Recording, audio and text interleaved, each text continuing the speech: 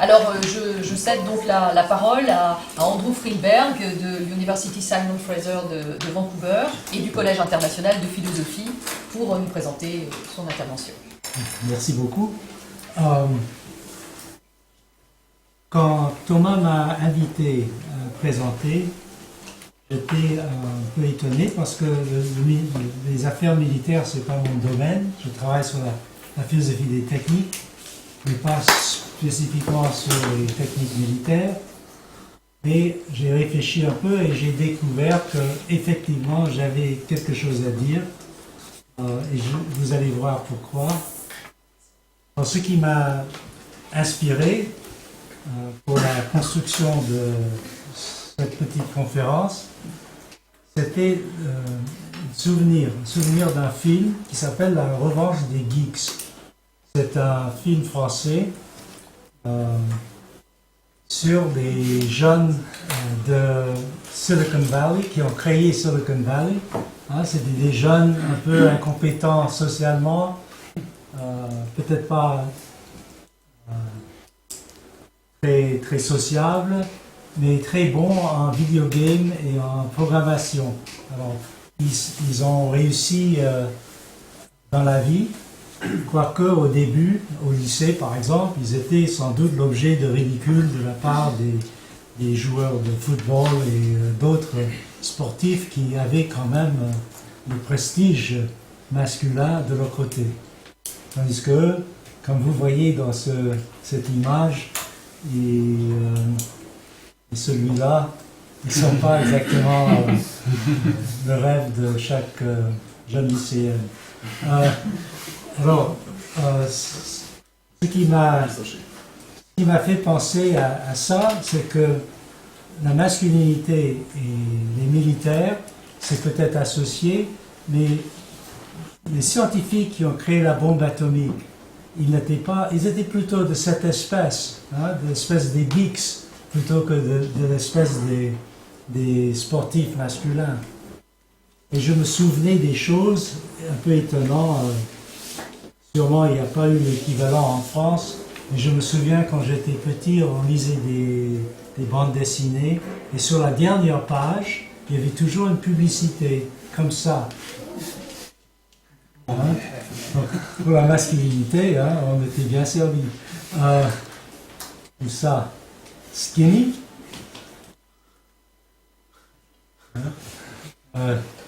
Alors, cette idée de la masculinité qui était prédominante dans la culture des jeunes aux États-Unis, exactement,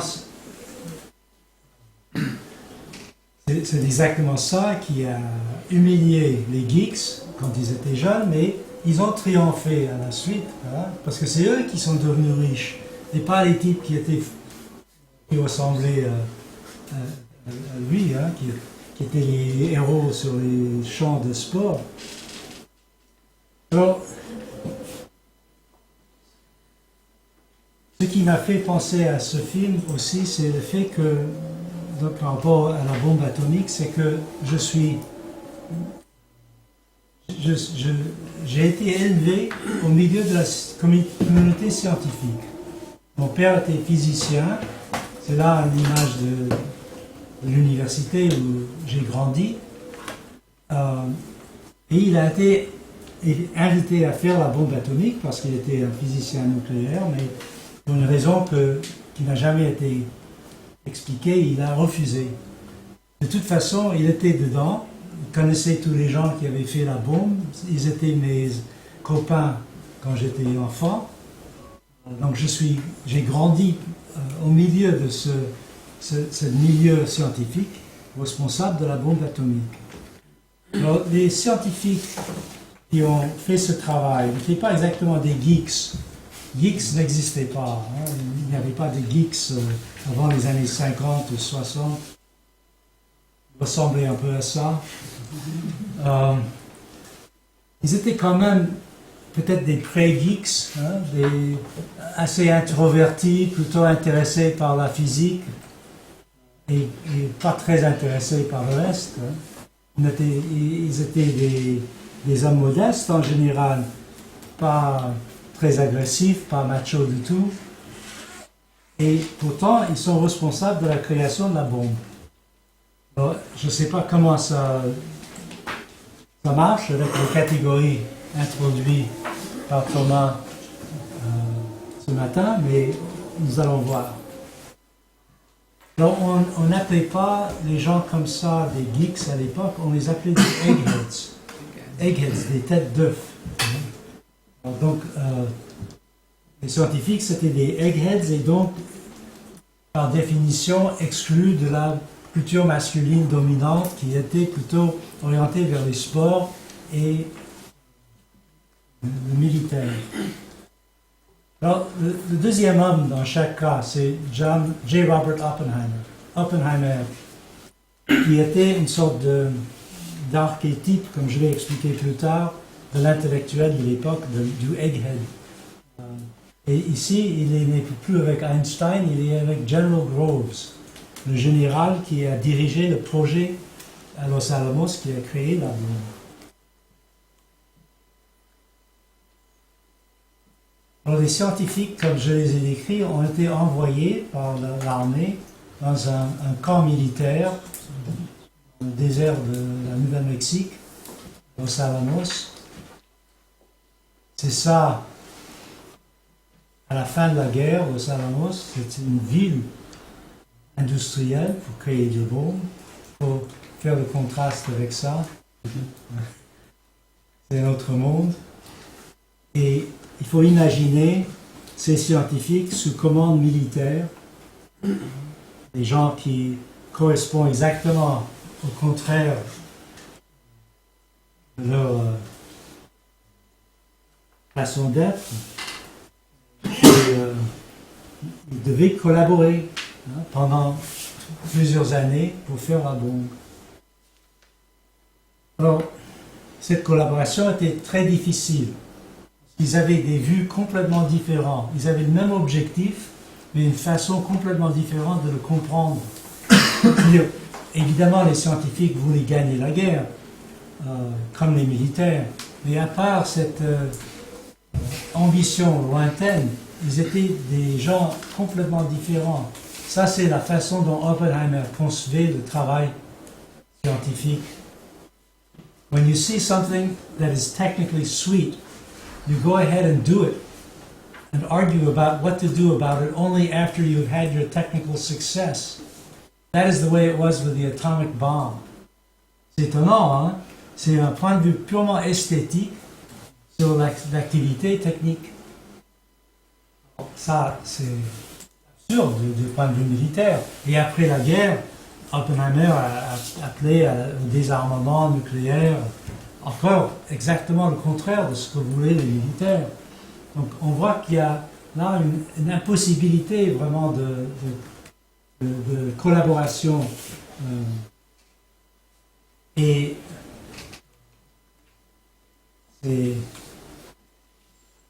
ça s'exprime par... Je vais vous montrer quelque chose qui vous donne une idée plus dramatique de la différence. Ça, c'est Oppenheimer au moment du test de la première bombe nucléaire dans la Nouvelle-Mexique. Il était un étudiant de sanskrit. Il étudiait les textes védiques. Et au moment où la bombe a explosé, il a dit « I am become death, the shatterer of worlds ».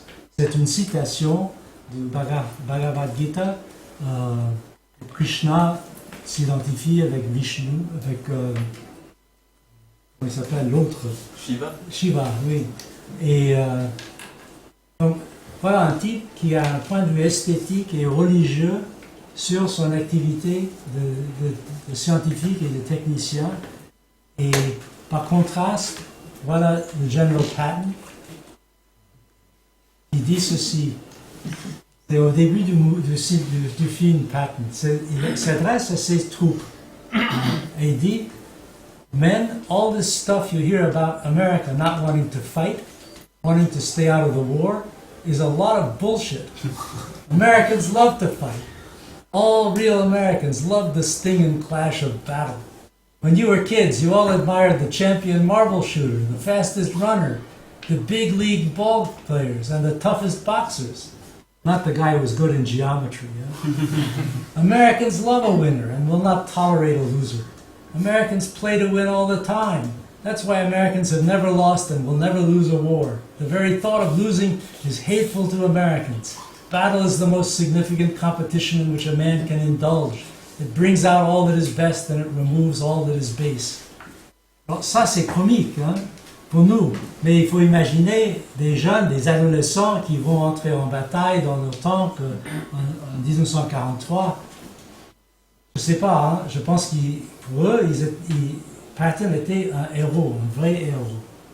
Et voilà la chose la plus amusante qu'il a dit, là, sa phrase la plus célèbre. No bastard ever won a war by dying for his country.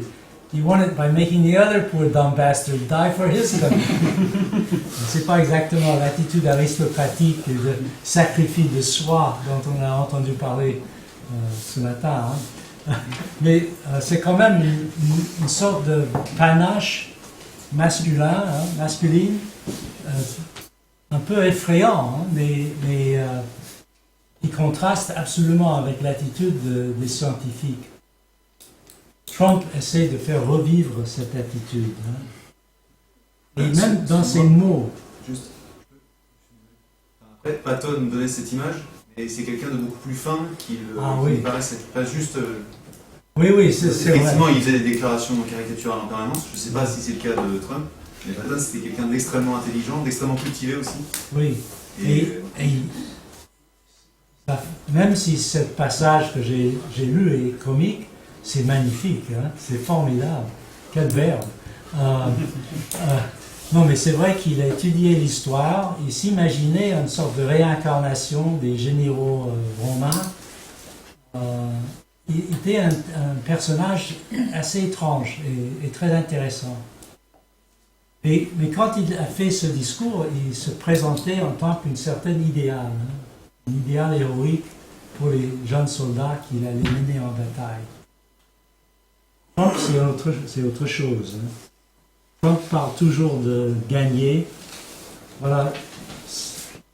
Il dit, folks, we don't win anymore. We don't win anymore. We don't win. We don't win on anything. We don't win on trade. We don't win on the military. Elect me. And everything is a win. You're winning on trade. You're winning at the border. You're winning with your military. You're winning on healthcare. C'est vraiment une caricature farce. C'est la farce qui succède à la tragédie. Hein. Mais il essaie, dans un moment peu favorable, hein, de faire revivre cet esprit que représente Patton dans ses discours.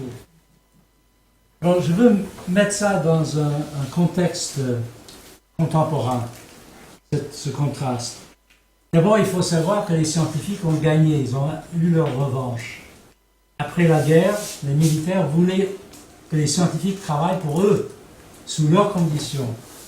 Et les scientifiques qui avaient prouvé que les scientifiques pouvaient être utiles, résistaient. Ils ont résisté pour beaucoup de raisons, mais surtout parce que, à cause de cette incompatibilité de tempérament, mais aussi pour des raisons plus pratiques.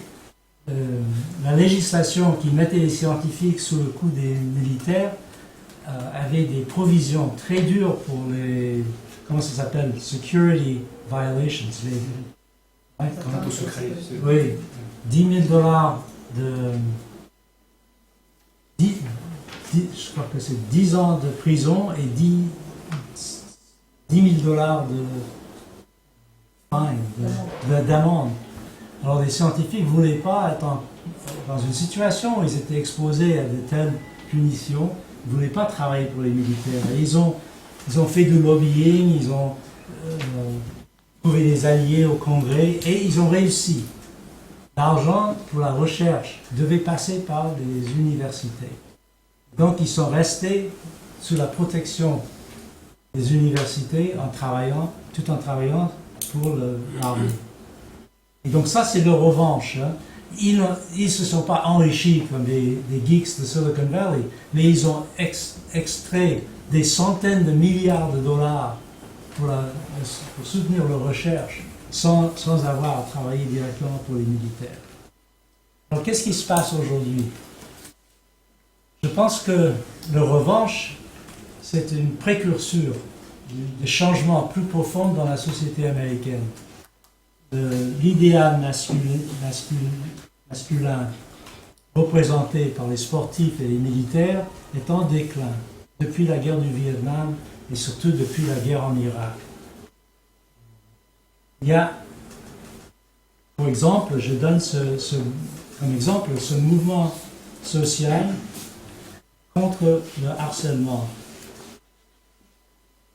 C'est un peu compliqué parce qu'il n'y a pas de mot en français. Comme disait George Bush, what's wrong with the French is they don't have a word for entrepreneur. Il y a beaucoup de mots qui manquent en français. Il n'y a pas un mot pour bully. Et bully, il y a le mot harcèlement. Mais on peut harceler les gens pour un objectif rationnel. Par exemple, faire travailler les ouvriers un peu plus rapidement ou gagner l'intérêt sexuel d'une femme. On peut harceler pour des raisons. Mais on bully pour aucune raison, sauf pour le plaisir de le faire. Donc c'est un mot spécial, différent en anglais que harass. Harass, c'est harcèlement, mais avec un objectif. Bullying, to bully, c'est de harceler quelqu'un sans autre objectif que de les emmerder. Et il y a un mot spécifique, et évidemment c'est une pratique dans les écoles qui est très courante. Mais il y a beaucoup de résistance maintenant à ça. Il y a même des campagnes publicitaires. Ça, c'est cette image, là, c'est des images, des campagnes publicitaires contre le bullying. Et souvent, le bullying est associé avec des accusations d'homosexualité. Et donc, il y a aussi tout le phénomène de gay pride qui joue dans cette transformation de l'esprit américain. Ça, c'est le Gay Pride Parade à Paris. Alors, c'est pour ça que Trump a aussi beaucoup d'électeurs, mais aussi beaucoup de gens qui le détestent, parce qu'il représente une autre culture masculine qui est en train de disparaître sous l'influence des jeunes qui ne s'intéressent pas du tout à ces histoires de bullying des homosexuels ou des faibles. Cette publicité ne marcherait plus. Sauf peut-être pour les électeurs de Trump. Donc ça, c'est ma petite conférence. Vous pouvez, je ne sais pas exactement comment ça coïncide avec le récit, mais vous pouvez essayer de le réconcilier peut-être pendant la période des questions. Merci beaucoup.